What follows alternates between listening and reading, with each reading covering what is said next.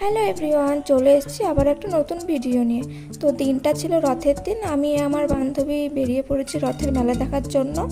রাস্তাতে যেতে যেতে দেখি এখানে একটা রথ দাঁড়িয়ে আছে, খুবই সুন্দর লাগছিল। তাই একটু কাছে গিয়ে দেখলাম এখানে প্রসাদ দিচ্ছিল। আমরা আর ভিড়ের মধ্যে প্রসাদ নিতে যাইনি।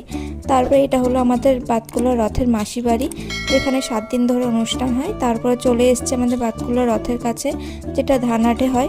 আর দেখো কতটা ভিড় হয়েছে। প্রতিবারের তুলনায় এবার ভিড়টা একটু বেশি, কারণ সকাল থেকে বৃষ্টি হচ্ছিল। আর যখনই বৃষ্টিটা কমেছে তখনই লোকজনের ভিড়টা বেশি বেড়েছে। তারপরে আমরা একটা সাইডে দাঁড়িয়েছিলাম, কারণ আমরা রাস্তার ওই পাশে যেতে পারছিলাম না।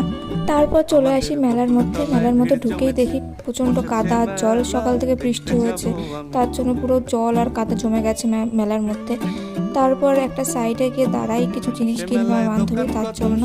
তো এখানে কিছু দোকান ঘুরে ঘুরে দেখছিলাম, বেশ ভালো লাগছিলো, কিন্তু বেশি ভেতরে যেতে পারিনি। তারপর এখানে আমার বান্ধবী বাড়ির জন্য কিছু জিনিস কিনে নেয়।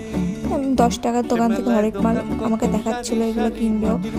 তারপর একটা বেলুনের দোকানে চলে আসি। এখান থেকে আমার বান্ধবী ওর দিদির মেয়ের জন্য 2টো বেলুন কিনে নিল। এরপরে চলে আসি চাউমিনের দোকানে চাউমিন কেনার জন্য।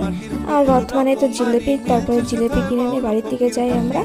আর আজকের ভিডিওটা এই পর্যন্ত। ভালো লাগলে লাইক কমেন্ট শেয়ার করে দেবো, আর চ্যানেলে নতুন হলে একটা সাবস্ক্রাইব